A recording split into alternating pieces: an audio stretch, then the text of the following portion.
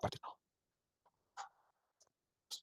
Ahí estamos. Entonces vamos a ver un tema que es importante cuando usan técnicas de clasificación, de detección, de agrupamiento, al estilo clásico, que todavía, por supuesto, no por clásico no son dejadas de usar, ¿no? Pero, por ejemplo, Random Forest, los Extreme Random Forest, los SVM, cualquiera de esas técnicas que son muy simples de calcular todavía son muy útiles en ciertos problemas, ¿no? Entonces no es todo deep learning hoy en día, por lo tanto toca dar también este tema algunas cosas, ¿no? Porque esto también es un mundo, pero es cómo poder medir algunos parámetros sobre las imágenes, ya sobre las imágenes completas o sobre los objetos que queremos detectar, para después construir, siempre pensando en hacer algún sistema automático después, por ejemplo, clasificador, ¿sí? Entonces la extracción de características va por ese lado. Vamos a ver estas cuatro grupos de técnicas, descriptores de regiones, características basadas en formas, características locales y texturas. En cada una de ellas vamos a ver una técnica representativa, que es la que yo seleccioné como la más usual de encontrar, entonces para que cuando les toque trabajar con esto, bien, les resuene y ya tengamos idea acá, ¿no? Entonces, vamos a ver, descriptores de regiones. Ahí introducimos el término, porque ya lo veníamos manejando, pero bueno, acá está como formalizado, de bounding box, o la caja delimitadora, o caja de mínima inclusión, que es el rectángulo este que encierra un objeto, ¿no? Por ejemplo, la persona, el vehículo. Eso puede estar alineado con los ejes, es lo más normal, o puede estar alineado con el eje principal del objeto. O sea, si es un avión que va volando a 45 grados, bien, entonces la caja delimitadora puede ser rotada al igual que el avión, ¿no? No es lo más usual de trabajarlo así, siempre es más fácil. De hecho, todo Deep Learning lo trabaja el bounding box así, vertical, digamos, ¿no? O alineado con los ejes. Entonces, esa caja queda delimitada por estas medidas, o esta posición de la esquina superior izquierda y un centroide, por ejemplo. O la posición de la esquina superior izquierda y su ancho y alto. O el centroide y su ancho y alto. Eso ya depende de la librería con la que trabajen. Sí, eso hay que fijarse bien siempre. Eh, no, por lo general no toman las dos esquinas diagonales, sino que toman el ancho y alto seguro, pero pueden tomar como referencia cualquiera de esos dos puntos, ¿sí? Entonces, ya esa sola medida ya nos puede servir esa como característica para clasificar algo. Por ejemplo, acá, en la anterior, ¿cómo podríamos hacer para asignar una etiqueta ya y poder dibujar ahí en colores diferentes, amarillo y cian, a un objeto dependiendo si es persona o auto? Entonces, hay que ver cuál medida, por ejemplo, de ese objeto de desarrollo es discriminativa de la clase, ¿sí? Nos sirve para diferenciar la clase. Por ejemplo, vemos que las personas son de mayor altura que ancho. En cambio, los vehículos son más o menos la misma medida, de ancho y alto, ¿sí? Entonces, una medida podría ser directamente la relación ancho sobre alto, o al revés, alto sobre ancho. Entonces, en objetos que son como los automóviles, esa medida nos va a dar aproximadamente 1, y en la otra medida nos va a dar mayor a 1. Hay que ver cuánto, ¿no? Puede ser, por ejemplo, 1,8, 2. Ahí pareciera que tienen más de 2, ¿no? Más de 2 veces la altura que el ancho. Entonces, haciendo estadísticas, esas estadísticas siempre sobre los datasets de training, podemos decir, a ver, agarramos todos los autos, le medimos la relación de aspecto, y nos da un promedio de, no sé, 0,9, porque se ve que se ve un poquito más alargado que altos. Y después hacemos lo mismo con las personas y nos da 1,9, bárbaro. Entonces, entre esos dos promedios, poner un umbral al medio, un umbral de seguridad. Si la relación de aspecto es mayor a 1,4, listo, estamos sobradamente seguros de que es una persona, ese bounding box, y no un vehículo. Y con eso ya tenemos un clasificador que es rapidísimo, cero costo computacional, y funciona en tiempo real, etcétera, etcétera, ¿no? Y quizás tenga 100% de certeza, de accuracy, por ejemplo, ¿sí? Entonces, siempre buscando cosas lo más simple posible. Otras medidas, puede ser el perímetro, el área, esta es también una medida bastante usada. Eh, por ejemplo, en clasificación de tipos de células, el área, eh, en clasificación, por ejemplo, de cáncer de colon, por lo menos en esa aplicación trabajé un poquito. Bien, entonces había ahí, las células normales tienen su área promedio similar, y en cambio cuando había células de cáncer, el área se iba a las nubes en relación a la otra, por la extensión, ¿no? De la lesión. Entonces es una medida simplemente, fíjense, puede ser, ahí dice, multiplicando el ancho por el alto de la caja, o sea, ni siquiera haciendo números finos de qué puntos acá dentro de esa caja son de persona y qué puntos no. Simplemente esto por esto y ya está. Es una medida muy aproximada del área, ¿no? La relación de aspecto, como decíamos antes. La solidez, también otro cociente. Bueno, eso es cuánto de la caja está ocupada verdaderamente por el objeto. Otros tipos de bounding box que le decía que no son tan usuales. Bueno, el esférico, el menos usual de todo. El orientado es el que decía que sigue al eje principal del objeto. Y algunos que ya que van siguiendo la envolvente convexa. Este es un polígono que lo encierra más ajustado al objeto. El octógono o la envolvente convexa propiamente dicha, ¿no? Esta que lo va siguiendo exactamente. Ya no sabemos por cuántos lados tiene este polígono. Es lo que corresponda al objeto en ese momento, ¿sí? Generalmente siempre se usa la rectangular, profe. Sí, esa es la más usual, sí. Esta de envolvente convexa puede servir para algunos problemas. Esta también no es raro verla. Y la rectangular es la más usual. 99% de las veces van a ver esta. El otro, casi 1%, 0,1% va a ver esto, o 1%. Y estas son recontra raras, las otras, ¿no? La envolvente convexa, por ejemplo, para detección de gesto de mano. Si yo tengo la mano abierta mostrando la cámara el número 5, con los 5 dedos abiertos, o 4, 3, etcétera. La envolvente convexa, en su cantidad de lados, de ejes que van detectando, cosas que se pueden medir dentro de eso, nos pueden servir ya para clasificar la seña que se está haciendo, ¿sí? Ese es el uso que es más corriente, digamos. Pero por lo general, rectangular. Herramientas que pueden encontrar Level Me, el RoboFlow, este lo vamos a estar usando para hacer clasificación, no, para hacer detección de objetos.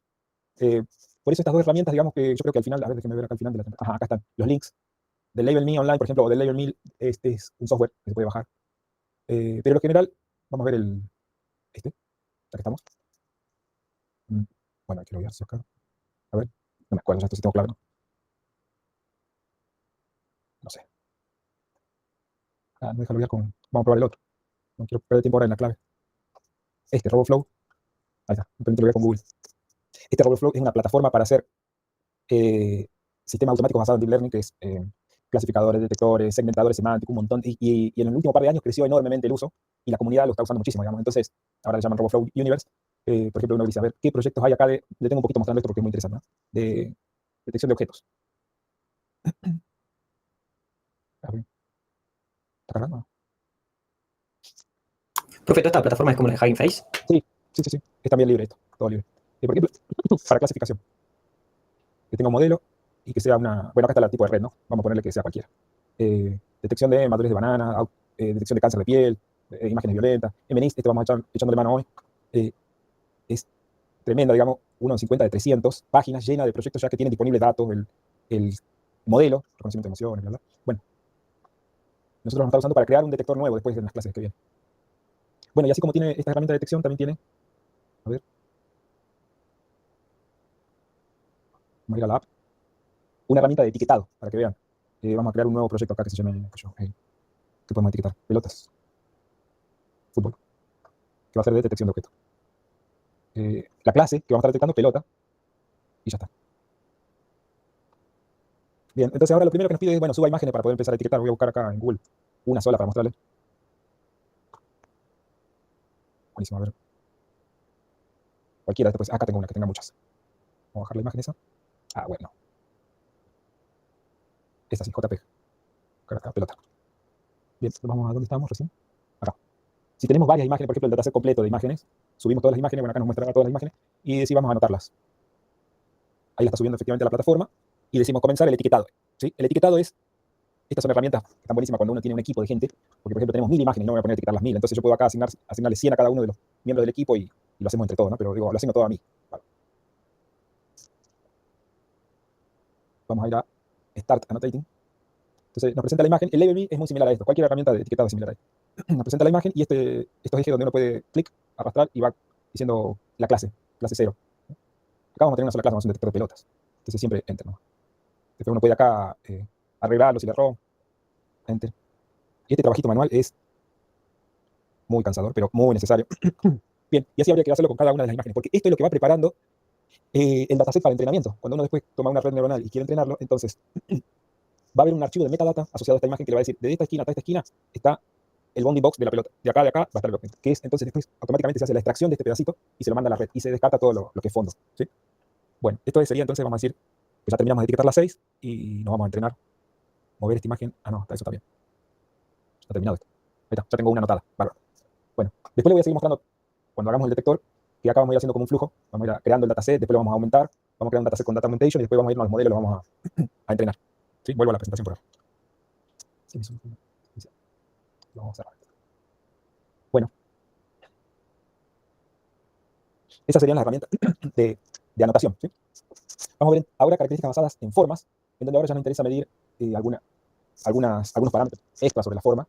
Por ejemplo, si esa forma es rectilínea, oblonga, bueno, vamos a ver cómo podemos medir esas cosas para detectar. En principio, caracteres, como está el ejemplo ese, ¿no? Estos son ejemplos de la base de datos de la MNIST, que es una sigla de como si fueran las normas GILA en Estados Unidos, pero de un problema muy, muy trabajado en el área, que es la detección de los 10 dígitos. ¿Sí? Bueno, y acá se plantean los momentos geométricos, que es tomando una imagen binaria, calculando la suma de unos, que va a decir, por ejemplo, yo espero que un 8 tenga un montón de píxeles blancos, mucho más que si escribo un 1, y más si lo hago como un palito así, porque acá puede haber que yo 20 píxeles blancos, y acá puede haber 80 píxeles blancos. Bien, entonces esa única medida de la forma ya me está permitiendo separarlos a esos dos. ¿Ven que clasificar eso es muy fácil, teniendo este tipo de medidas? Bueno, basado en esos momentos geométricos, este investigador Hu planteó una serie de modelos, de momentos, como si fueran promedios pesados de los píxeles, ¿no? XY por la intensidad. La intensidad, recordemos, viene de la imagen binaria, ¿no? Entonces puede ser 1 o 0. Y esto puede ser X a la 0, Y a la 0, X a la 1, Y a la 0, X a la 2, Y a la 0, X a la 1, Y a la 1, X a la 1, Y a la 2. Esa es la combinación, ¿no? De M00, M01, etc. Y cada una de esas medidas, para cada IJ, nos va definiendo un nuevo parámetro a medir sobre la imagen. Entonces, Hu construyó este conjunto de momentos H0, H6, basado en los momentos básicos que habíamos visto antes.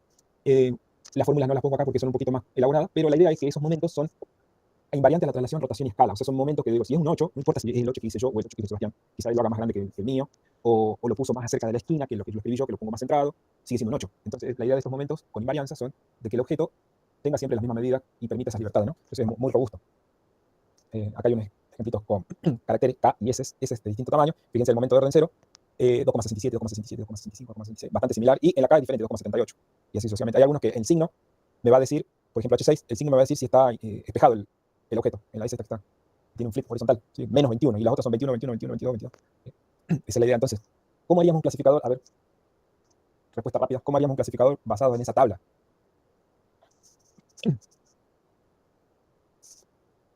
Por los valores sería del H0. Claro, podría ser. O sea, definiría como, tipo, cuando cambia el número, sería como el divisor de si es una letra u otra. Claro, ahí podría, eso usando el H0, ¿sí? Pero tendría que ser como medio un rango de números, calculo. Claro. Porque veo que no es lo mismo la S más chiquita que la S grande. Exacto. ¿Y cómo sería algo automático? ¿Cómo harían algo automático acá? Tomando toda la tira de H0 a H6. Entonces, en vez de tomar la imagen completa y dársela al clasificador, la cambio, viene la imagen, le calculo los modelos y obtengo simplemente un vector de 6 componentes, H, supongamos, que va a representar a ese carácter. Entonces, a la red neuronal o al modelo que sea, le pongo esos 6 valores como entrada. Imagínense un super vector machine, por ejemplo. Le pongo los 6 valores como entrada y como salida le digo carácter 0, que va a ser la K. Y si no, va a ser carácter 1, que va a ser la S. ¿Sí? Entonces, este completo va a ser el vector de característica que le mando al clasificador. Es mejor que utilizar uno solo y le dejo al clasificador que solo encuentre las fronteras de decisión. Por eso digo que puede ser cualquier clasificador. Ya sabemos que existen un montón, cada uno tiene su algoritmo de entrenamiento. Bien, lo ponemos a andar y ya está. ¿Sí? Entonces, dice clasificación, estoy leyendo acá, esto sería un clasificador basado en mínima distancia, que sería lo más simple que se puede hacer. Es tomar como representativo uno de ellos, de las K, ¿no? Tomo este vector, si tengo un montón de K, tomo este como representativo de la clase, y de las S tengo un montón, bueno, tomo este tercero como representativo de la clase S. ¿Y qué pasa cuando viene un vector, una imagen nueva? Calculo los momentos y mido la distancia a los dos de referencia. Y aquel que me dé menor, listo, me define la clase. Y es un clasificador recontra simple, ¿no? Que es la distancia coseno y ya está. Como veníamos viendo con los embedding y todo eso, es la misma idea. Bueno, vamos a ver características locales. En donde acá nos metemos ya con pedacitos de la imagen. Esta es una idea que ya después explotan las redes de Deep Learning. En particular vamos a ver el algoritmo que se llama HOG, histograma de gradientes orientado, que es, al dado el objeto, partirlo en pedacitos, por ejemplo, de 11 por 11, y en esos pedacitos, a ver si puedo dibujar acá, supongamos que tengo la grilla completa, ¿no? En cada uno de esos pedacitos detecto bordes, y después construyo esto que parecen como si fueran los bordes representativos, esos son. Pero es un histograma de ángulos. Es, por ejemplo, en este parche que quedó al medio, ¿dónde están los bordes? Acá están medio finititos, ¿se ven, no? Pero es bastante homogéneo. Entonces, ahí voy a tener un histograma que es un medio circular, porque no está muy definido que tenga un borde bien clarito. En cambio hay otros, por ejemplo, acá donde está el techo, ahí sí tengo fondo negro y después tengo el vehículo. Entonces acá hay un borde importante en esta dirección. Entonces ahí voy a tener eso o esto que está acá, esos pedacitos blancos, que están bastante definidos. Lo mismo cuando tengo acá en la parte superior del techo, ahí está bastante definido que es horizontal. Entonces si ustedes ven esto, es como representar con parchecitos de borde el objeto. ¿Y qué logramos acá? Una independencia enorme, ¿no? Porque ya no me interesa el color del auto, no me interesa el modelo del auto, o sea, todos los autos van a tener esa forma. Y esa es la gran ventaja del método acá. Bueno, acá hay un poquito de detalle nada más. De 8 por 8, no de 11 por 11. Bien. El algoritmo entonces, el original propone 8 por 8, calcular los bordes en todas las direcciones y después cuantizarlo en 9 posibles rangos, porque claro, puede ser de 0 a 360, no puedo hacer un histograma de 360 componentes, lo cuantizo en rangos y ahí voy contando. Entonces, cada parche de esto me va a decir cuál es la dirección principal, para allá. Este otro parchecito, cuál es la dirección principal, para allá. Y así sucesivamente. Y le decimos orientado porque también está midiendo no solo la dirección, sino el sentido. ¿Sí? Entonces, imagínense acá, toda detección de personas fue la primera aplicación donde se usó esto, era como esto, una grilla con la figura de una persona. Bien, y ahí se dieron cuenta, digamos, que estaba buenísima porque todos los bordes de una persona, bueno, da lo mismo si sea varón, mujer, alto, flaco, bajo, no importa, los bordes van a ser todos parecidos, ¿no? Bueno, ahí está, cada uno de los histogramas va a tener ese aspecto. Entonces va a haber histogramas que van a ser de fondo, donde van a ser todos parecidos los niveles, por eso es que se obtienen esas vectorcitos cuasi circulares, y donde aparece que acá el borde ese aparece una dirección bien preponderante, acá también, ahí. Que ahí parece como un pico y las otras muy bajitas. Eso es donde hay un borde muy localizado. El conjunto de todas ellas, la plantilla que se forma con todos esos histogramas, va a ser lo que nos va a servir para la detección del objeto. Entonces se obtienen estas, que son, pase rápido esta, pero dice acá, un patrón de una cara. Fíjense que podemos ver acá más o menos ojo, nariz, boca y el borde de la cara. Buenísimo, es lo que se ve acá. Después, esto del pelo, puede estar, puede no estar. ¿Vieron cuando ustedes hacen la verificación de identidad en las aplicaciones de home banking, por ejemplo? Dice, no use anteojos. ¿Bien? ¿Por qué? Porque el modelo está esperando esto. Esto es exactamente el modelo que están dando en ese tipo de software. Está esperando una plantilla donde no haya anteojos, no haya otros bordes que no sean los de la cara. En el caso de la persona, esta fue la imagen del paper original donde se planteó esto, y acá es donde están bien marcados la plantilla de la persona. Bueno, y por último vamos a ver texturas, que es un cálculo que se hace en la técnica de LBP, que es patrón local binario, local binary pattern, que es una medida local, una vecindad de 3 por 3. Yo lo que voy midiendo es cuál es la variación que hay entre todos los grises de la vuelta del píxel central. ¿Sí? Entonces, por ejemplo, acá decimos, este pedacito que hay acá, ¿no? Tiene esa valor de gris ahí particular. Entonces decimos, bien, el gris del medio es 90, ese que está ahí. Y estos son los que hay a la vuelta, ¿no? 200 porque esto es bastante clarito, 50 bastante oscuro, ¿sí? 210 bastante clarito. Bueno, entonces, a eso lo tomo como referencia. Y ahora hay una decisión binaria. ¿El 90 respecto al 200 es menor? O mejor dicho, el 200 respecto al 90 es mayor, sí, listo, como un 1 en esa posición. El 50 es menor, como un 0. 50 es menor, como un 0. Y así lo recorro toda la vuelta. Y entonces, ¿qué logré acá? Si después pongo la tira de píxeles, de bits, toda seguida voy a tener un código. 1, 0, 0, desde hasta acá. Después 0, 1, van a ser este, 0, 1. Y después 1, 0, 1. Y entonces a esto lo convierto en un número decimal, 141. Y en vez de usar los grises originales, reemplazo el gris original 90 por el número 141. Quiere decir que de ese píxel, en la imagen original, en su vecindad, las diferencias de grises, la textura de la imagen, le da un valor de LBP de 141. Entonces ahora cada una de estas van a ser características calculadas sobre los píxeles. ¿Sí? Y esto me permite encontrar diferencias importantes cuando cambio las texturas. Por ejemplo, esta imagen de arriba con la imagen de abajo. No sé bien qué es esto, que era una cortina que le entraba sol, no me acuerdo bien. Y esto era un suelo. Entonces fíjense cómo queda el histograma del LBP. Muy diferente en un caso y en el otro. Si yo tomo la imagen sin verla, calculo esta medida y uso este vector, el histograma, como un vector de características, puedo hacer un clasificador de texturas. Y eso ya me permite que yo hacer agrupación automática de textura, por ejemplo. O, digo, a toda la textura de la ropa, ¿no? Que sea tela de jean, cámbiamela por, no sé, satén. Bien, ¿dónde estará el jean? Entonces, ahí está, ya las tengo precalculadas a cada uno de los materiales. Simplemente tengo que buscar en la imagen por parches dónde hay este vector y después ya la encuentro a la textura. ¿Sí? Bueno, aparte de esas herramientas, acá les puse lo de siempre, el Learn OpenCV y el OpenCV de los tutoriales, que son muy, muy útiles. Los tutoriales oficiales de la librería son muy didácticos, tienen lleno de ejemplos para seguir chusmeando sobre esto. Vamos a ver un poquito del collab respectivo. A ver, a ver. Le voy a dejar algo de tarea, que es simplemente, quiero ver el ejemplo, no me acuerdo bien. Ajá, el de frutas. Bueno, vamos a verlo, el de frutas. Y vamos a ver este de hog, ¿sí? Porque acá lo único que hice en el collab es implementar las 4 técnicas y mostrarle sobre un ejemplito de dataset real de Kaggle cuál es la aplicación. Pero les muestro dos así, tienen después para jugar. En el SIG ese de la semana pasada ya hay imágenes para estas. A ver, o no, a ver, déjame ver acá. Datos pedieran. Ah, sí, ya están. Acá características. En esta carpeta de características están los datasets con ejemplos para este script. Entonces vamos a ver Fruits 360, este. Dice un dataset que contiene imágenes de fruta, verdura, nueces. Bien, 24.000, 100%, training, test, etc. 141 clases. Bien, ahí tienen la referencia original. Entonces, a ver si lo puedo poner ahí. Vamos a ver el aspecto de alguna. No me acuerdo qué fruta es eso. Esta es la misma clase. Ah, porque yo puse justamente 2 clases nada más. Manzana verde y la otra no me acuerdo. Pero papaya, digamos. Algunas funciones acá para hacer los cálculos, calcular medidas, mostrar. ¿Qué dice que se queja? Show image, ¿no está definido? Ah, me olvidé de esto, show image. Ahí está. Bueno, entonces acá muestra algunas imágenes nada más del dataset para que veamos diferencias, ¿no? Fíjense ustedes ya mirando la imagen de cómo podría ser clasificador automático, ya tiene que ir viendo el ancho, el alto, la relación de aspecto, todas estas cosas que mira esta técnica de descripción de regiones. Y después lo que hace el script acá es calcular esas medidas y mostrárselas. Para cada una de las imágenes, ancho, alto, relación de aspecto. Hay algunas que tienen ceros, esas son imágenes que están con errores. Entonces acá hay un eliminado de cuando decimos, bueno, vemos que cuando la imagen está bien, el área es 4.000, 5.000, 6.000. Entonces cuando el área es mayor a 1.000, me quedo con la imagen, si no la descarto. Y entonces me quedo con las que sirven, digamos, ¿no? Bien, entonces hay un par de preguntitas ahí. ¿Qué medidas ven útiles para la clasificación? Voy simplemente a detenerme en esta. La relación de aspecto, por ejemplo. Uno es un objeto bastante vertical y el otro bastante horizontal. Entonces acá me va una relación de aspecto mayor a 1, 1.21, 1.20, ¿no? Y en el otro menor a 1, 0.69, 0.69. Fíjense acá, todas estas son las imágenes de una clase y esta que dicen R0 son las imágenes de la otra clase. Buenísimo. Ya puedo hacer un clasificador de estas frutas usando esta única medida, relación de aspecto. ¿Sí? Y después hay una cuestión de examinar la tabla, si ven otra medida que sea útil y cómo podrían combinarse. Es como la idea esa de armar un vector con varias características juntas, ¿no? Preguntas sobre el ejemplito. A ver, ¿se entendió el ejemplo? ¿Alguna duda, inquietud? ¿Alguien que tenga una idea rápida de si ve otra medida útil para clasificación? A ver si el ojo les dice algo. Y calculo que el área te podría decir algo también, ¿no? Claro, el área, fíjense los números más o menos, 6.700. El perímetro podría ser 280, 315, o sea, es bastante diferente también, ¿no? El ancho, el alto, parece que hay un montón acá, ¿no? Porque están elegidas a propósito para que sean bien diferentes, ¿sí?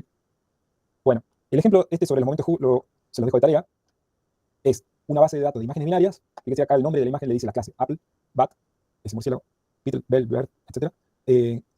Esa se llama, ¿cómo es que se llama? CA Shell. No, esta no es la Porsche. Esta. Acá están las imágenes. Entonces, yo elegí digamos, unas 5 imágenes de cara de la clase face, que está acá, y 5 imágenes de bat. Entonces, sobre esa, el script calcula los momentos de hook y los presenta. ¿Sí? Y después hace un clasificador ese basado en distancia que está mencionado en la transparencia, que dice medir la distancia entre vectores de características del primero de bat de los murciélagos contra todo el resto. Entonces, ¿qué es de esperar acá? Que todas las distancias respecto a otros ejemplos de bat sean menores que la distancia de bat respecto a las caras. Si tenemos ese comportamiento, estamos bárbaros, ¿no? Porque acá vamos por buen camino, estamos eligiendo buenas características. ¿Sí? Y después lo mismo al revés. Elijo la face 1 y mido la distancia respecto a los otros. Y acá lo mismo, vamos a esperar que todas las face tengan más o menos los mismos valores en un momento y diferencia respecto a bat. ¿Sí? Vamos a ver ahora este que es interesante, porque hace un clasificador un poquito más elaborado, que es detección temprana de enfermedad de Parkinson usando dibujos. Un test bastante usado en la rutina clínica. Vamos a ver dónde está el tercero. Parkinson Drone, acá. Hay 2 ejemplos, se le pide a la persona que dibuje una espiral o una onda, ¿no? Vamos a ver. Y de ahí vamos a ver, el training saludable, ejemplos saludables o ejemplos con Parkinson, para que vean el aspecto, digamos. Si un ejemplo saludable, bien, dibujo en espiral, bueno, empieza a hacer eso. Otro saludable, bien. Y algunos con Parkinson. No se ve tan problemático, pero sí tienen estas cuestiones, ¿no? Se tiene un temblor bastante importante. Y en el caso de la onda, ese tipo de dibujo se esperaba. A ver, Parkinson.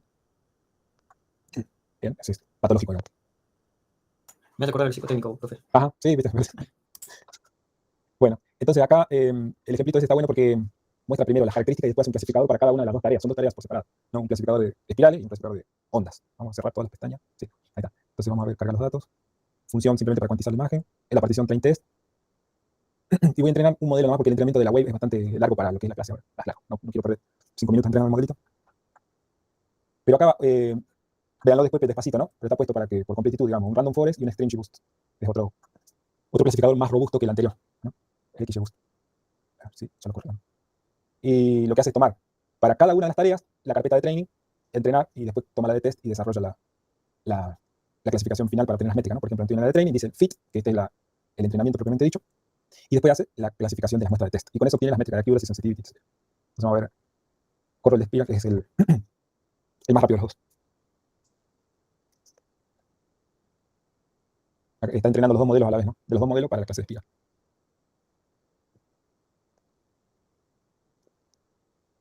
Y después hace lo mismo, muestra simplemente el desempeño de un modelo respecto al otro. Ahí está. Entonces decimos Random Forest versus el XGBoost, 76,67% de accuracy y el XGBoost 73,33. Bueno, ganó el Random Forest. 66 contra 73 en sensitivity y especificidad 86 versus 73, bastante mejor acá, ¿no? Vamos a ver la salida. ¿Sí? Esta es la función que va a dibujar acá cada una de las muestras de test con la etiqueta y acá la llamamos. Entonces tenemos acá, fíjense, esta es la muestra de test y la encontró como Parkinson, ¿no? Una cosita. ¿Qué modelo usa acá? Ah, Random Forest, acá está. Usando el modelo Random Forest, que fue el que mejor se comportó.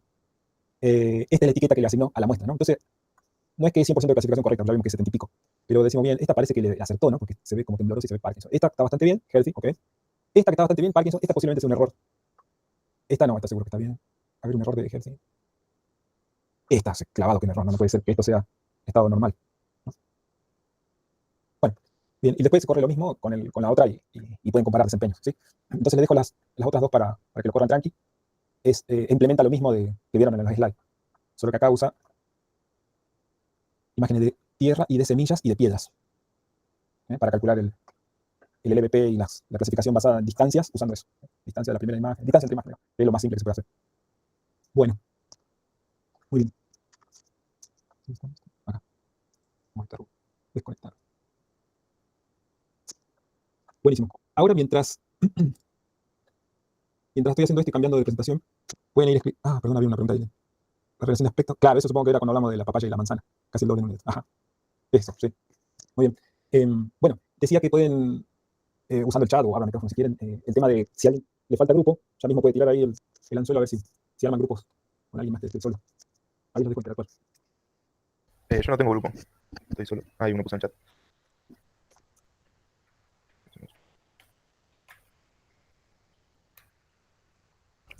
¿De a cuántas personas los grupos, profe? Máximo 3. 2 o 3. ¿sabes? Ah, bueno, sí. Nosotros somos 2, por si alguien se quiere sumar. Ah, bueno, sí.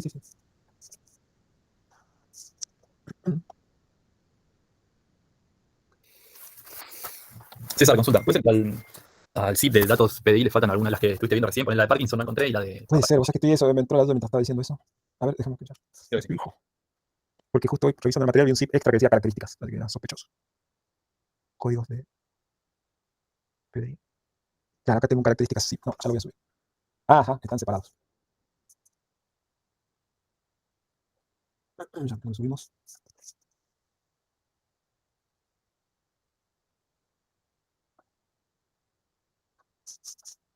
Ah, se lo puedo tirar acá. Ahí está. Me faltaba características zip con todas las datasets de lo que acabamos de ver. Muchas gracias. Eso póngalo ahí dentro de la misma datos PDI ya. Genial, gracias. Buenísimo. Bueno, arrancamos con este, que es redes convolucionales de Deep Learning para clasificación de imágenes. Vamos a verlo. Entonces, esta es una de las tareas iniciales de la aplicación de Deep Learning en la temática de imágenes, procesamiento de imágenes, y entonces por eso arrancamos con esa. Y arranca entonces con las redes convolucionales, las CNN, las famosas redes convolucionales, que no son cosas nuevas, son ideas de los años 80, donde está el Cognitron, se llamaba la red que habían planteado en ese momento los investigadores, teóricamente, porque no les daba la capacidad de cómputo para implementarla. Recién cuando surgieron las GPU, fue posible implementar eso, y se dieron cuenta que estaba buena la idea, y a partir de ahí empezaron a hacer todas las mejoras que vamos a ir viendo, y planteando todas las nuevas arquitecturas, ¿no? Pero es importante empezar por la arquitectura esa de la CNN, que tiene esas capas bien diferenciadas, capa de convolución, capa de pooling, y la capa completamente conectada al final, porque es una estructura de red diferente a la que veníamos viendo de redes de presentar multicapa. ¿Se acuerdan que en el presentar multicapa decíamos capa de entrada, capa oculta 1, capa oculta 2 y capa de salida? ¿Sí? Todas las capas, todos los nodos de todas las capas hacían exactamente el mismo cálculo. Sumatoria de los impulsos que les llegaban, paso por una función no lineal y listo. En este caso, la CNN y todas las redes basadas en Deep Learning ya cambian ese concepto y vamos a tener capas que van haciendo distinto tipo de procesamiento. En particular en la CNN vamos a tener esas tres, ya vamos a ver en detalle. Vamos a ver los tipos de CNN y después vamos a jugar un poco con el clasificador de imágenes de Benedict. Bueno, ¿dónde estamos parados? Esto es, ¿en qué parte se sitúa el Deep Learning respecto al Machine Learning, respecto a la inteligencia artificial? Es un subconjunto de técnicas del Machine Learning. Eso es el Deep Learning. Así como las redes neuronales también es un subconjunto del Machine Learning, bien, más acotado todavía, son técnicas que nos permiten, dados datos, construir modelos que simulen la tarea de percepción que se estaba queriendo emular, ¿no? En este caso sería clasificación de imágenes, ¿no? Dado una imagen de un perro o de un gato, puede decir es un perro o un gato, bien. ¿De dónde viene el nombre Deep? Ahora vamos a ver qué es la gran cantidad de capas que tienen y la cantidad exponencial de nodos que tiene en total la red, y por ende parámetros entrenables. Pero esa es la característica distintiva, digamos, y la ubicación dentro de toda esta área. Entonces, si se acuerdan cuando presentamos las redes neuronales, había un dibujito parecido a esto de una sola neurona, que recibía toda la interacción de las vecinas con sus dendritas, tenía su cuerpo y después el axón para conectarse a las otras. Bueno, pero en la realidad la red es así, ¿no? Biológicamente. Entonces acá, ¿cuál fue la idea del investigador? Replicar esa estructura conectada de maneras muy, muy diferentes, pero que se pueden ver acá, a ver, a grosso modo, vieron que hay como líneas, ¿no? Entonces hay neuronas que están conectadas como secuencialmente unas a otras, pero a la vez hay algunas que están conectadas así para la de abajo, para la de arriba, y acá esto se explota un montón en esta zona, que están conectadas mucho para arriba, mucho para abajo, ¿ve? Por eso aparece como ese pequeño sector donde hay muchas conexiones laterales. Hay otras que están conectadas hacia atrás, son como realimentaciones. Bueno, todo ese tipo de procesamiento en paralelo, procesamiento secuencial, procesamiento con realimentación, que es una realimentación temporal o una realimentación espacial en caso de las imágenes. Bueno, todo eso es lo que después se modela con esta arquitectura. Y entonces surgen estos tipos de redes que tienen infinidad de capas. Hoy ya diríamos infinidad de capas. Acá pueden ser un montón de capas de entrada, un montón de capas ocultas y un montón de capas de salida. Fíjense, pero acá siguen teniendo ese mismo aspecto que decíamos antes, ¿no? De percepción multicapa. Todas conectadas con todas, de capa a capa. Bueno, eso se va a perder porque se vio que, digamos, en la biología no es así. Por ejemplo, esta que está acá no está conectada con esta que está acá abajo, está conectada con la que tiene ahí a la vuelta. Entonces, en cambio acá, en el modelo este tipo perceptrón, sí, esta se conecta con todas las de la capa que sigue. Y bueno, eso deja de ser así en la biología y acá en el Deep Learning se modela también. Entonces está buenísimo. Bien, vamos a ver acá este es un dibujito de NVIDIA, que tiene un poco de... Sí. Te paso una pregunta, para ir medio off, pero creo que para cerrar la idea.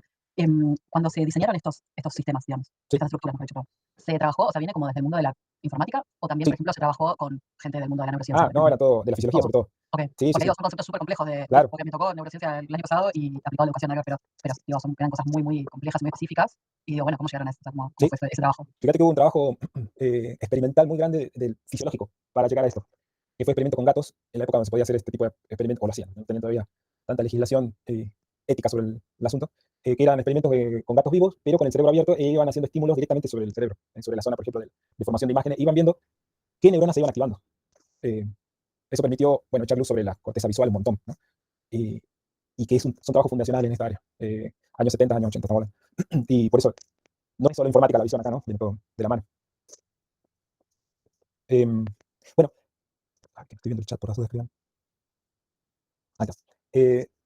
Decíamos en los años 50, esto de inteligencia artificial inicial, basada en reglas, después el machine learning, basada en datos, y después de los 2010, cuando surge la GPU, el deep learning, que dice ahí, hace un boom gigante y hoy en día sería impensado usar técnicas de los 50. No, no descarto nada de Machine Learning porque eso sigue estando vigente, ¿no? Bueno, vamos a ver la CNN, que la idea conceptual es tomar una imagen, como la que se ve aquí, el gatito, descomponerla en píxeles, como se ve acá abajo, ¿vale?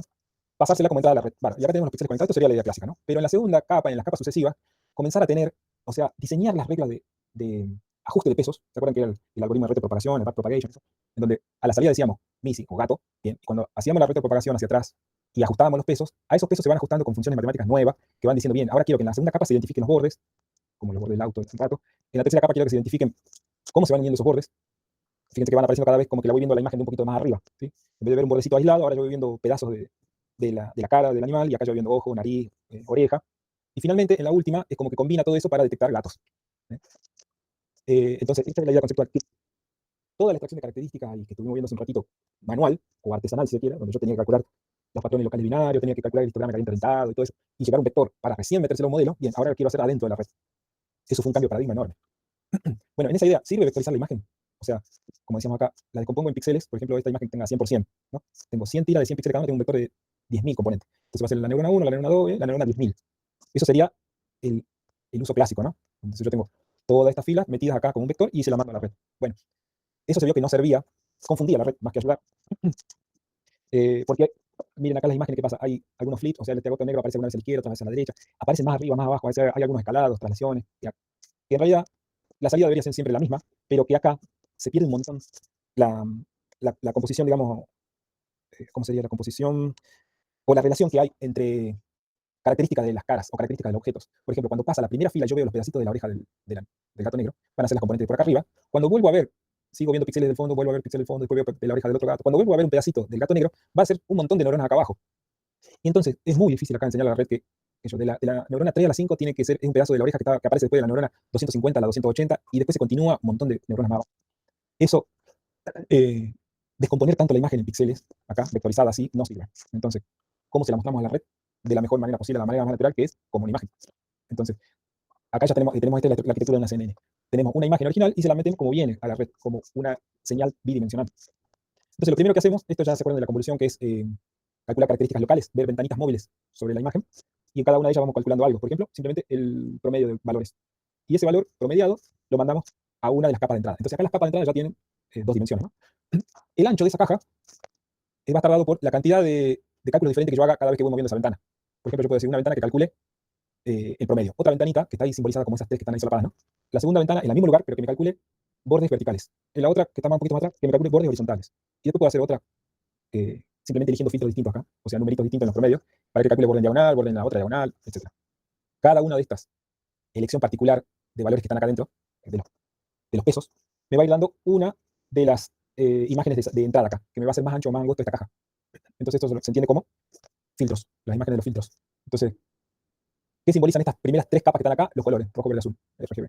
¿Qué simbolizan estos tres cuadraditos chiquititos? Tres elecciones particulares de los filtros. Acá hago referencia, para que les cierre la idea, recuerdo cuando vimos filtros pasa abajo, filtros pasa alto, eso de suavizado, de acentuado, la clase pasada, los filtros promediadores que tenía 1 ven, 1 ven, 1 ven, 1 ven, 1 ven, 1 ven, o los otros filtros que tenían 1, 1, 1, 0, 0, 0, menos 1, menos 1, menos 1, los filtros de Sobel, los filtros de Cani, todos esos filtritos, yo puedo poner 20 de esos, entonces paso los 20 a la vez y cada uno de ellos me va a graficar una imagen nueva de entrada a la red. Entonces, es como que le tiro el problema a la red. Mirá, te doy la imagen de entrada, vos arreglate. Bien, la red que va a tener que hacer, implementar esos filtros, calcular esas características como distintos tipos de borde, y después empezar a procesarlos. Cuando empieza a procesarlos, va haciendo esta cadena, que es, después de hacer la convolución, hace otra pasaje parecida, que una convolución que sobre la imagen convolucionada. ¿Sí? Y después de esa convolución, la vuelve a convolucionar. Y entonces cada vez me voy quedando con imágenes más chiquititas, porque acuérdense que de una ventana de 3x3 obtengo un punto. Entonces, después juntando puntos, de una de 3x3 vuelvo a tener un punto, y eso se va achicando, ¿no? Entonces, convolución, pooling. Y acá el pooling es una operación de selección. Dentro de esa ventana, simplemente selecciona uno que va a ser el que va a una de esas valores, que va a ser el que va a ser copiado en la salida. Por ejemplo, el máximo. Dentro de esa ventanita elige el máximo, ¿vale? Se copia la salida. Eso me permite, de manera conceptual así muy grosa, si yo tengo un borde importante, por ejemplo, el ojo del gato, cuando lo detecté en los filtros, lo detecto al ojo del gato, me quedo con el valor máximo, que va a ser el borde del ojo del gato. Ese va a sobrevivir acá.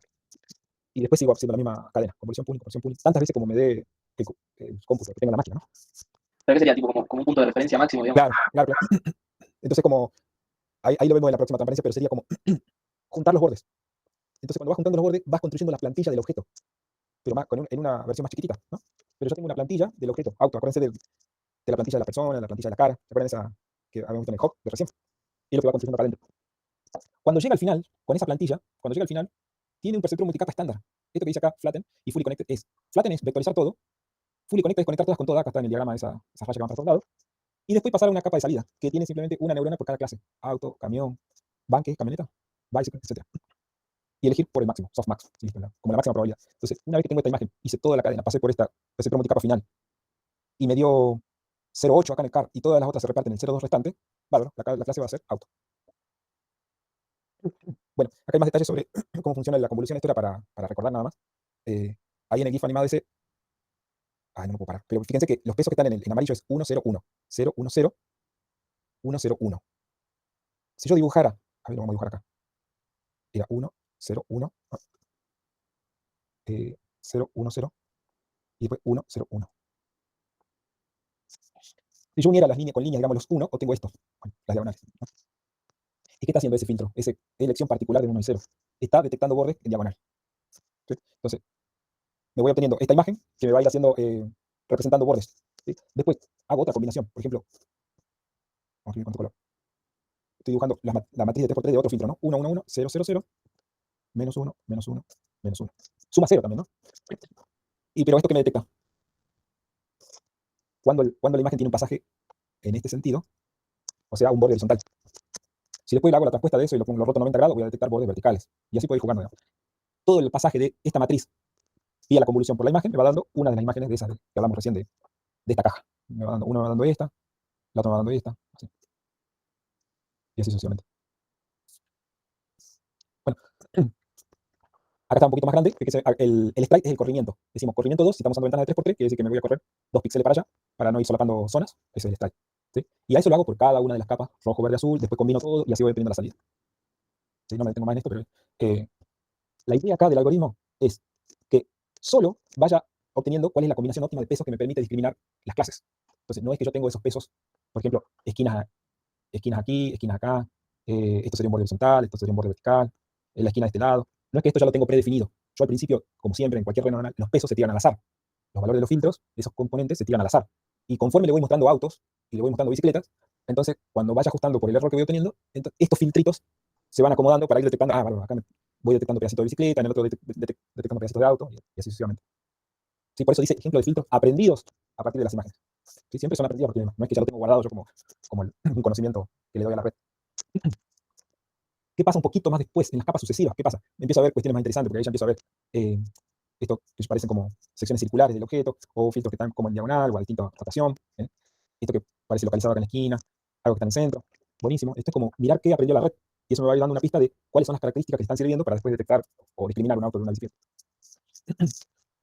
Y estos, que a veces te pueden dibujar ahí en colores, como está, es la misma idea, ¿no? Acá tengo ya bordes direccionales en todas las direcciones. Bueno, esto es, cuando dice ahí similar a la STRF de B1, es los campos receptivos espectrotemporales de la corteza visual B1 de los gatos.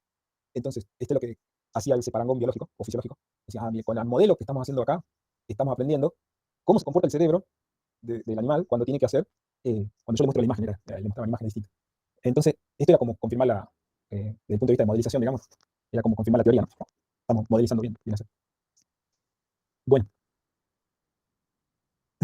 Entonces a eso le llamamos mapas de características o filtros. Es una referencia nada más que pueden ser valores solo positivos o positivos o negativos, no tiene mayor interés. El pooling, que era la última referencia que ya había hablado yo, que era el pooling, que era esa reducción de tamaño, es el paso de una ventana, pero simplemente voy quedando con el mayor. 9, 9 sobre acá. De toda esta ventanita. 5, listo, el 5 lo copio acá. 6, el 6 lo copio acá. Esta, 8, 8 lo copio. Y así. ¿Sí? Entonces, esto como decir, mira, en esta ventana, después de haber hecho las convoluciones, el borde más importante era este 9, a ese lo dejo presente en la imagen de salida. Y entonces con eso me voy quedando con las características más importantes. Este max pooling es la forma más usual de hacerlo, copiarlo al valor derecho. Después había otra gente que propuso promediarlo. No tuvo mayor éxito, ¿no? Porque es como volver a mezclar todos los bordes y el promedio de todo esto va a ser 6.0, 4.3. Bueno, y finalmente llegamos acá a la red completa. Fíjense, le pongo un 2. Tamaño 28 por 28 por 1. O sea, es una imagen de grises, escala de grises. De 28 por 28, ¿sí? Y hago convolución con un montón de filtros diferentes y obtengo toda esta secuencia de imágenes de entrada.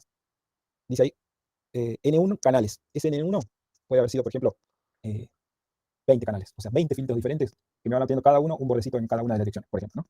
Después a cada una, esa por supuesto se tuvo por convolución, ¿no? de 5 por 5. ¿Qué hizo entonces? Me achicó de 28 a 24 por 24 ahora las imágenes. Después hago un max pooling de 2 por 2 y ya me quedó de 12 por 12, porque esto es como esa selección que hacía recién de una ventanita de 2 por 2. Y después le vuelvo a aplicar de 5 por 5, entonces se me achicó a 8 por 8. Pooling de 2 por 2 se me achicó a 4 por 4, a la mitad. Bien, cuando llego a esto, hago el vectorizado, flatten es el vectorizado, vectorizo todo, y a eso lo uso como una, esto que está acá es un perceptor multicapa estándar. Capa de entrada, capa oculta, capa de salida. ¿Sí? Y finalmente tengo como un nodo para cada una de las clases, las 10 dígitos. ¿Me siguieron hasta acá? Importante que me sigan hasta acá. ¿Cómo vamos? Buenísimo, Luciano. Bien, por ver. Dime. Bueno, esto después se supo mucho más recientemente, digamos, cuando vieron que esto andaba tan bien, digamos, empezaron a ver, a ver qué es lo que está aprendiendo, digamos, y ver las características de bajo nivel, bordecitos, puntos, la característica de nivel medio, esto es como echar luz sobre lo que tiene la red al medio, ¿no? Por acá, digamos. Pedacitos de ojo, pedacitos de nariz, pedacitos, etc. Y acá, nivel alto, que es casi a la entrada, o es la entrada, a la última porción acá, las caras de las personas. ¿Sí? O esa estructura. Y esto puede servir, por ejemplo, para detectar, acá se ven que son caras de individuos diferentes, bien, para detectar identidad, por ejemplo, la cara de esta persona o la cara de esta. Bueno, lo mismo se puede hacer con caras, con autos, con elefantes, con sillas. Acá se ven, vamos a ver a nivel medio, pedacito de cara, pedacitos de auto, pedacito de elefante, pedacito de silla. ¿Sí? Por supuesto, en el nivel alto que vemos, el objeto completo. Pero acá, interesantemente, en el nivel bajo, todos los pedacitos son los mismos. Entonces eso echó luz sobre algo muy importante. Después lo retomamos para hacer sintonía fina y esa cosa. No hay que reentrenar todo de cero cuando nos vamos a parar frente a un problema nuevo. Porque las redes convolucionales, entrenadas con caras, ya saben extraer las características de nivel bajo para un problema nuevo. Dicho, me voy a entrenar elefante, esos pedacitos que son los bordes direccionales son los mismos. O muy parecidos, pero son recontra útiles, digamos, aunque sean muy parecidos. Porque, o imagínense, los bordes de los autos también son bordecitos, pequeños bordecitos direccionales. Entonces eso le hizo abrir los ojos a los investigadores y decir, podemos reutilizar parte de una red cuando vamos a pararnos para un problema nuevo. Ya que tienen tantos parámetros, tienen tantas capas y tantos pesos, bien, reducemos lo que se pueda, digamos, que fue toda la parte inicial. Bueno, entonces la primera de ellas, fíjense, en 1998 fue el ENET, que es, Jan LeCun todavía es, Jan LeCun es actualmente un tipo grande que es el director de investigación de Facebook, Meta ahora, es canadiense. Y Joshua Bengio, el otro canadiense amigote, con ellos, digamos, trabajamos juntos ahí y propusieron esta. Bengio también tuvo un paso por la parte privada, pero después volvió a la universidad. Bueno, es una de las primeras CNN desarrolladas, dice, con el MemeNIST, ¿sí? Con esa base de datos muy usada, digamos. Y tenía esta característica, imagen de 32 por 32, 6 convoluciones de 5 por 5, entonces tenía 6 mapas acá, de 32 se redujo a 28 por este tamaño, 5 por 5, bueno, acá el subsampleo con el pooling de 2 por 2, 14 por 14, bla, bla. Cuando llegamos acá a la entrada del perceptrón, tenemos 16 mapas de 5 por 5, ¿sí? Entonces acá, el flattenet, el vectorizado, vendría a ser una capa de entrada del producto de esas tres cantidades, 16 por 5 por 5, es la cantidad de nodos que hay acá. Después, una capa oculta de 120 nodos, una capa oculta de 84, todas conectadas con todas acá, ¿no? Fully connected. Y una capa de salida de 10, que eran para cada una de las clases. Y acá tienen el paper. Bueno, un poquito más acá, AlexNet, acá pasó la historia Alex Grisevsky con el nombre AlexNet.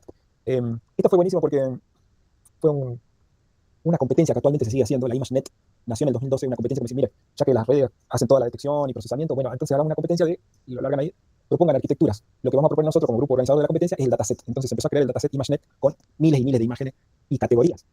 De hecho, la primera edición de esta competencia tuvo 1000 clases. O sea, la capa de salida acá, fíjense el número de nodos en la salida, 1000. Entonces metían en la bolsa auto, detección de personas, detección de animales, de plantas, de estos.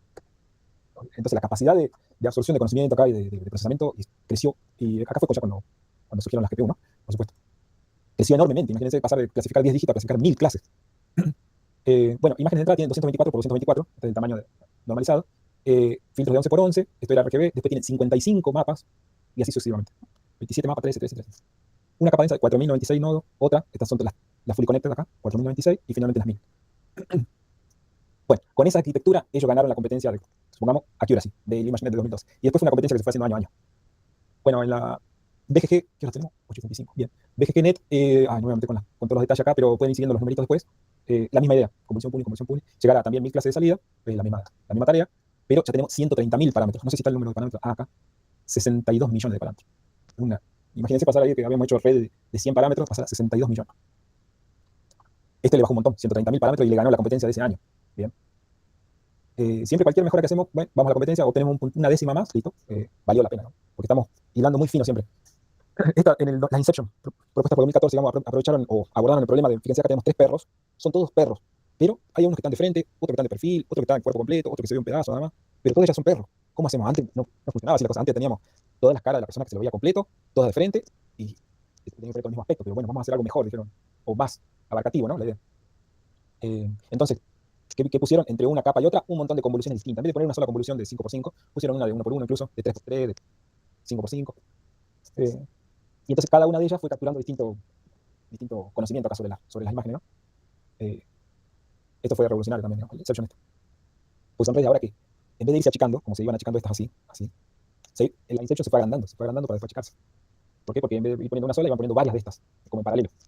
¿Ven? Esta idea de que se va agrandando así. Acá está. Entonces partimos de la imagen de entrada, tenemos un módulo de Inception, y después vamos poniendo en paralelo otros módulos de Inception. Y se hizo esto tan gigante, que surgió un problema del gradiente que se desvanece. No me acuerdo si lo comenté esto ya. Creo que sí, cuando vimos lo del sobreentrenamiento. Pero vale la pena acá rescatarlo. Este problema es, supongamos que yo hago un entrenamiento estándar, ¿no? Me voy hasta el final de todo, veo, le erré, bueno, me voy hacia atrás, toqueteando todos los pesos para que no le erre tanto. ¿Qué va a pasar esto? Tengo tantos millones de parámetros, tantas cientos de capas acá, que el gradiente que se calculaba en esa superficie de error se va achicando cada vez más. Me voy retocando cada vez más. ¿Por qué? Porque tengo una tasa de cambio, digamos, tengo un momento. Entonces no puedo retocar la misma cantidad acá que en la última. No se va a retocar. Entonces va a llegar un momento acá en que algunos pesos ya no se van a retocar más. Y de ahí hacia atrás tampoco se van a retocar. Y entonces eso quiere decir que la red deja de aprender. Eso es el gradiente que se desvanece. Entonces, ¿qué solución le encontraron acá de Google? Fue poner esta capa, repetirla y meterla algunas veces en el medio de la red. Entonces, cosa que ese error que se calculaba ahí alimente no solo a la última parte, sino al último tercio, al último medio, etcétera, etcétera. Entonces, como que vuelven a estar vivos, digamos, los pesos moviéndose en toda la red. Bueno, las redes, esta también la voy a pasar de largo porque es un retoque que hicieron sobre ese del gradiente que se desvanece. Bueno, ya propuesta por Microsoft, toda la empresa, digamos, tuvieron su grupo de investigación trabajando en el tema y proponían, esta fue la arquitectura. ¿Cuántas capas? 152 capas. ¿Cuántas salidas? 1000, siempre con el mismo problema, ¿no? Con el de ImageNet, digamos. Son redes ya muy, pero muy profundas, ¿no? 2017 ya tenemos la DenseNet de Facebook. Y se llamaba Dense porque la entrada no solo se alimentaba a las capas que seguía, sino fíjense acá hay saltos para la capa esta, salto para la capa esta, salto para la capa esta. Entonces, ¿qué lograron ellos? Que al final, la red, cuando va a hacer ya la parte de clasificación final, está recibiendo incluso información de la imagen de entrada, e información de las primeras capas, y de las segundas y las terceras, de todas. Es como que hace como un resumen de información a distinto nivel. Eso fue acá digamos la novedad, ¿sí? Bueno, ahí está. Conexiones densas entre capas, donde cada capa recibe el mapa de características de todas las otras capas anteriores. Es lo mismo que decimos recién. Bueno, las MobileNet y las que vienen son dos ejemplos de redes que surgieron para aliviar un poco la cosa, sobre todo desde el punto de vista de costo computacional y poder correr modelos de Deep Learning en dispositivos de bajos recursos. Por ejemplo, un teléfono celular. Yo puedo correr hoy una red acá en el teléfono celular. O una mini computadora, o una Raspberry Pi. En esos dispositivos que tienen poca memoria, que quizá no tengan GPU. ¿Y cómo hago para correr esto? Bueno, es cambiar un poquito la arquitectura, cambiar la forma de operación de las convoluciones, sobre todo para disminuir la cantidad de operaciones que hay que hacer. ¿Cuáles son las convoluciones? Son N por N productos internos y cada uno de esos son N por M productos más sumas. Entonces un montón de operaciones, digamos, cada vez que yo muevo una ventanita sacando un filtro. Entonces acá lo que lograron ellos fue disminuir la cantidad de operaciones. Entonces esto hizo posible, digamos, correr en dispositivos móviles y dispositivos de hardware limitado, una Raspberry Pi. Bien, Google Brain se llamó después la división de investigación de Google, sacó la EfficientNet, que decía que también es una forma de lograr mejores rendimientos, digamos, en dispositivos de bajos recursos o recursos limitados, digamos. Y esta es la última que tengo, ya no me quise meter más en lo reciente porque es todo variantes de la Vision Transformer. La VIP está buenísimo mencionarla porque fue como otro cambio de paradigma del actual, que es utilizar el mismo transformer que usábamos para NLP, lo vamos a usar ahora para imágenes. Es la misma idea de transformer, ¿se acuerdan que era una idea de le paso toda la cadena, tengo un mecanismo de atención ahí, una numeración de las palabras, y después empezaba todo el procesamiento interno para tener más salida, ¿sí? Bueno, hacer lo mismo pero sobre una imagen. ¿Cómo? De una manera muy similar. ¿Cómo trabajo una imagen como si fuera una cadena? Ahí vi la carita de sorpresa de ¿Cómo trabajo una imagen como si fuera una cadena? La parto en parchecitos, el patch, como si fuera una palabra, la pongo así vectorizado esos parches, y ahora ya tengo casi la idea que tenía antes. Puedo numerarlo, que es el embedding de posición, y una vez que lo tengo ahí, y tengo una secuencia de números que vienen a ser los ¿cómo se llamaban en NLP? A ver, alguien me ayude. Me fue la palabra. No me puede seguir hasta que no me venga la palabra. ¿Cómo era? ¿Cómo? ¿Cuál era en procesamiento de lenguaje natural, cuál era la unidad de procesamiento, digamos, la unidad de medición, que no era ni palabra, ni letra? Sin memoria. A ver si me encuentro. No, enneagrama. Tokens. Ahí me viene. Los tokens. ¿Se acuerdan que esa era la unidad de manejo, digamos, de información? La palabrita la tokenizábamos y ahí vamos para adelante. Entonces, algo similar hacen acá. Una vez que tienen los parches de imágenes, los tokenizan y simplemente pasarlo por un embedding, ¿no? Proyectarlo en otro espacio y ya lo tengo tokenizado. Eso es lo que hace esta capa inicial. Y después lo trato con el mismo transformer. Y finalmente puedo tener la clase, que era, como diciendo, las palabras de salida, en el caso de traducción, ¿sí? Como si fuera una tarea de traducción. Eso. Y eso hizo posible algo que no se había hecho hasta el momento, que es... bueno, estaba adelantando un poco. Acá estaba dice, a diferencia de la CNN, la Visual Transformer no usa convoluciones porque usa ya otro procesamiento interno y agrega el mecanismo de autoatención, es el mecanismo de atención. ¿Se acuerdan que el mecanismo de atención en NLP me detectaba una palabra sustantivo que era como un ancla de la cual se estaba hablando y después yo podía recuperar qué pasaba con esa, qué acción se llevó a cabo con ese sustantivo? Bárbaro. Lo mismo sucede acá. Puedo recuperar un patch de eso que estoy viendo antes, por ejemplo, la cara del perro, puede ser el más importante de todos estos, porque después el otro es campo, cielo, árbol, no es importante. Entonces puedo centrar ahí el mecanismo de atención en esa cara para después asignar la etiqueta de clase y decir, es un perro, es un gato, o una persona. Entonces, como todo transformer, digamos, de la capa número 1 se puede capturar esa información. Que acá está mencionada, la CNN requieren varias capas recién para ver eso, porque al principio empiezan a ver parchecitos, pedacitos de bordes, hasta que llegan a ver la cara del perro, ya están casi en las últimas capas. Entonces acá le ganan un montón, digamos, en eso, ¿no? Pero por otro lado, necesitamos muchísimos más datasets para poder entrenar esos modelos.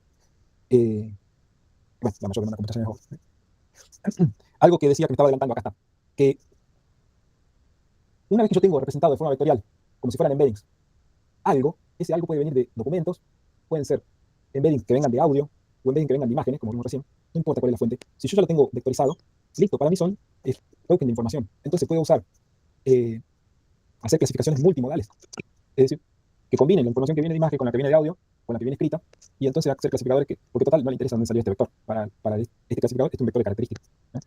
Entonces yo puedo hacer una pregunta, por ejemplo, ¿dónde está el perro en la imagen? Eso se transforma en embedding. Acá tengo la imagen del perro, lo que sea. Obtengo el resultado. Esto es como usando un transformer estándar, un transformer en NLP. Y entonces se hizo posible la aplicación de, por ejemplo, descripción de imágenes, el image captioning. Entonces yo pongo una imagen y digo, hombre andando en una tabla de surf en un día soleado. ¿Y cómo, de dónde sacó toda la información de esa imagen? Y porque una vez que yo transformé el embedding del hombre, perdón, tengo los parches del hombre, toda esa información la proyecto en esta representación vectorial, en el embedding, acá, da lo mismo. Esa información va a ser en ese espacio, acuérdense cuando hablamos de embedding de agua con términos similares, da lo mismo que ese embedding no haya venido de una imagen o haya venido de un texto. Por eso se hizo posible, digamos, esa tarea súper novedosa para la época que fue el captioning automático de imágenes o la búsqueda de imágenes basada en un texto, que era el sentido contrario. Bueno, 9-10. Este era un ejemplito que yo había hecho en la práctica en la empresa desde hace poquitos meses de lo que estamos hablando recién. Entonces esto era para los testigos de Jehová de Brasil. Entonces querían hacer un clasificador multimodal, entonces yo le di una imagen y una descripción de distintas religiones y me pudiera obtener imágenes similares, entonces, o descripción de la imagen, entonces, bueno, ir y venir, digamos, entre imagen y texto. ¿Sí? Entonces, digamos, estas 7 clases, yo había hecho un dataset de un montón de ejemplos de cada una de las religiones. Después teníamos una descripción de cada una de las religiones, por ejemplo, católico, prominentemente cristiano, un sacramento, del Papa, y así para cada una de ellas. A eso lo pasamos un embedding. Y entonces tenemos el embedding, que es un vector que me describe la religión. Después tenía una imagen, por otro lado. A esto también lo hacía en embedding. Y tenía entonces un embedding en el nuevo espacio ese, ¿no? Que en el caso de OpenAI eran 3100 componentes. Bueno, pero un vector que me describía la imagen. ¿Y qué puedo hacer acá? Mínima distancia entre los vectores. Entonces digo, bien, ese embedding respecto a cada uno de los embeddings de las religiones y me va a asignar, esta imagen es de Islam. Entonces, como una clasificación de religión usando este clasificador multimodal. Bueno, hasta acá llegamos con la teoría. Las referencias, de nuevo. Hay algunas cositas nuevas acá. El libro fundacional de esto, escrito por los canadienses, el de Deep Learning del 2016. Son las 9 menos 5. Déjame ver una cosita.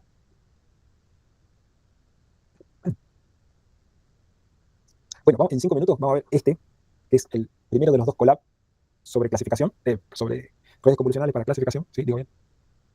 Que implementa la LeNet. Entonces acá está implementada de esa que vimos en el slide hace un rato para clasificación de dígitos, está implementada de cero. Funciones auxiliares, acá, esto es simplemente cargar el dataset, mostrar algunos ejemplos. Vamos a ponerlo así. Ahí está, un poquito mejor. Por ejemplo, la etiqueta 5, este es un 5, 0, 0, y así son. El 1 son todos palitos. Ejemplos de la base de datos. Bien. Acá definimos la red imagen de 28x28, ¿se acuerdan que tenía imágenes de carne grises? 6 mapas de características de 5x5, pooling de 2x2, etc. Vamos definiéndolo bien manualmente, como lo hicieron, digamos, en el 98 esta gente. Por supuesto, usando ahora librerías nuevas, ¿no? Después está la capa flatten, que es la que vectoriza, la capa densa 1 con 120 nodos, capa densa 2 con 84 y la capa densa 3, que es la final de clasificación con 10. ¿Sí? Bueno, acá está el resumen de la red, número de parámetros entrenables en cada una de las capas, y fíjense acá, parámetros entrenables total, 44.426. Esas son la cantidad de parámetros que vamos a tener que hacer acá cuando hagamos el fit. Una partición train test estándar, vamos a entrenar. Fíjense acá, vamos por la iteración 500 de 1800. El accuracy como va subiendo y la pérdida o el error como va bajando. O sea, estamos bien, la red va entrenando.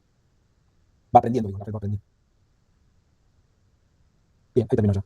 Bastante rápido, ¿no? Está haciendo algunas gráficas ahora. En realidad está evaluando ahora. Ahí está la evaluación.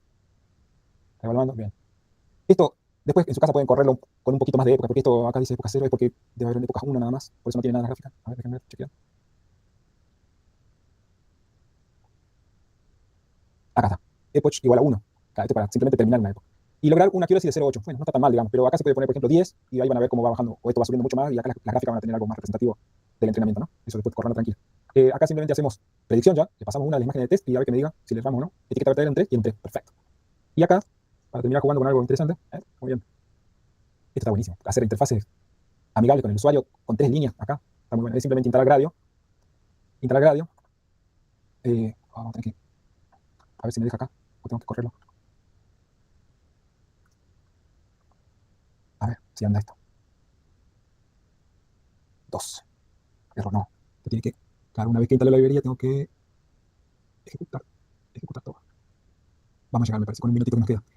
Lo que acaba de hacer es instalar la librería esta Gradio, que nos permite hacer las interfaces amigables con el usuario, para poder usarlo. Ya que lo tenemos el modelo ahí ya entrenado, vamos a usarlo. Por eso yo quería que termináramos viendo esto. Debe estar haciendo el entrenamiento nuevo acá. Digan qué rápido está, porque si no. Bueno, ahí terminó, está haciendo el test. Que no, interesante, ¿no? Pero bueno, ya está hecho el código. Bien. Vamos a ir a saltar derecho a... Ah, ahí está, ahí lo está haciendo. Bueno, esto debería andar ahora. Por ejemplo, dibuje un dígito y haga que en submit. Yo voy a hacer 2. Ahí está, estamos andando. Perfecto. Vamos a hacer un 3. Es feo. Pero anda, está buenísimo esto, ¿no? Aunque no. 1. Vamos a hacer un 0 chiquitito acá, ¿qué pasa? 8. ¿Qué pasó ahí? Y confunde se confunde entre Ya, bueno, ese 8 anduvo bien, digamos. No sé qué dice. 6. Bueno, está bien. Esos errores entran dentro de la única época que hicimos de entrenamiento y que logramos una accuracy de 0,8, ¿no? Pero ya tenemos nuestro primer modelito acá funcionando y listo para deployar. Lo podemos deployar y usar. Así que eso está bueno que lo usen. Vean qué fácil acá que es hacerlo con esto.